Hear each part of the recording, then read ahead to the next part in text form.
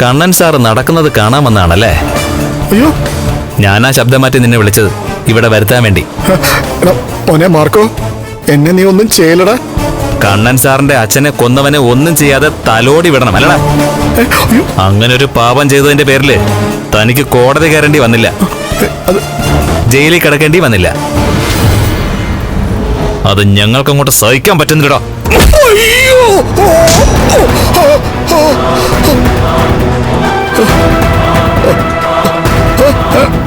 Marco വേണ്ട, വേണ്ട Marco, വേണ്ട വേണ്ട.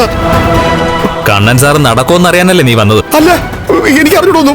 അയ്യോ, അങ്ങനെയുള്ള നീ തിരിച്ചു ചെല്ലുമ്പോ നടക്കാൻ പ്രയാസപ്പെടുന്നത് നിന്റെ അമ്മ കാണട്ടെ. അയ്യോ വേണ്ട മാർക്കോ, എന്നെ ഒന്നും ചെയ്യല്ലേ.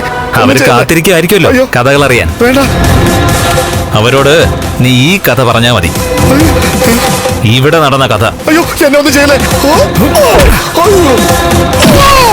ഇങ്ങോട്ട് പോടാ.